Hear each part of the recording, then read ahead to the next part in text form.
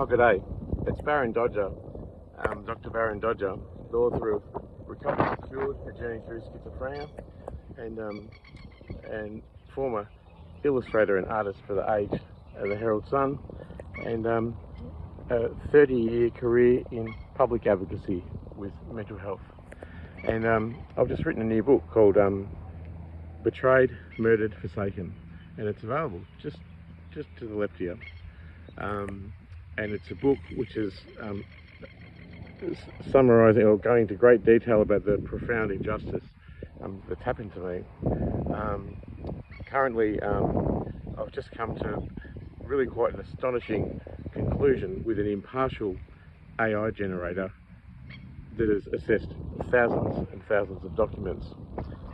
I've managed to write a 10,000 word essay with the help of artificial intelligence, and I've instructed it to never include anything unless it's a verified fact documented with evidence that can be cited. And with that instruction came the thing that I already knew, that I'm involved and the victim of a conspiracy to pervert the cause of justice. And it's a pretty brutal indictment of Australian politics and society. Embroils the Prime Minister, embroils Centrelink, TSS Minister Ray Griggs. It embroils my former partner, Steve Isonides, an ASIO agent, and the ASIO head, David Irvine, who was complicit in my exploitation. It embroils all my family and friends, and really all of the structures that are supposed and legally obliged to care for me. I've been evicted from my home after being financially set up and abused yet again. And I deserve a place in the world. I'm an earthling and I deserve a place on earth. I'm seeking a home. I'm in Sydney and I'm excommunicated from Victoria by an unnamed NDIS minister who colluded with police and the healthcare sector at Monash Hospital and Free Living Australia to create the conditions in which I would flee when a corrupt magistrate was 10 years jail. And the magistrate, despite me being homeless in another state, living in my car, instructed that there be a warrant for my arrest should I ever return. So all my friends or acquaintances, old-time friends, I miss you all, and gee, I'd love to see you all again. It's been a long, hard, lonely road, but you know what? I've got my dog, and dog spelled backwards is God, and really, that's all I'm left with, really. I've got no money, no legal rights, no human rights. I can't get access to the law, which is in breach of the UN Human Rights Charters, and I can't work. This is incredibly stressful. I'm under surveillance, I'm followed, and I'm a targeted individual of the Australian government, and I'm earmarked for jail, for incarceration, or to create the conditions necessary that I would kill myself via a sustained neglect and abuse and a designed poverty that's systemic and dealt to me from all areas. I failed work cover, I didn't get it, I didn't get my insurances, they destroyed my business, they destroyed my social structures, they deconstructed every single thing about my life, in financial realms, in social realms, in political realms, in legal realms, and yes, it even killed me. Finally, there I killed myself.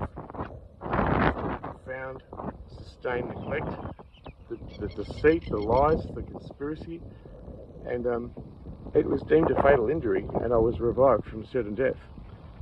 And I was revived to experience a forsaking of me and a whitewashing of my tragedy, which is an unbelievable and an amazing thing by very powerful people with enormous influence, and they always act from afar with covert, snide cowardice in their don't even identify themselves to me, and they act by employing other people in order to carry out their dirty work.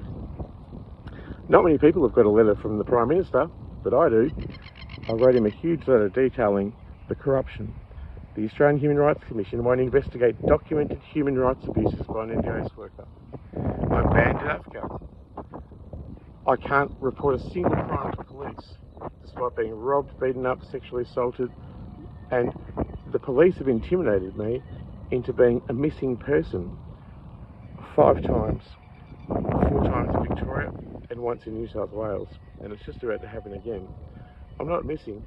I've got a YouTube channel with 600 videos demanding attention, and still not one person's helped me. That's because of the profound character assassination, the shame, stigma, discrimination and judgment that comes with identifying as having a mental illness. And then it's weaponised against you, and the structures that are supposed to be caring for mentally ill people are not caring for me.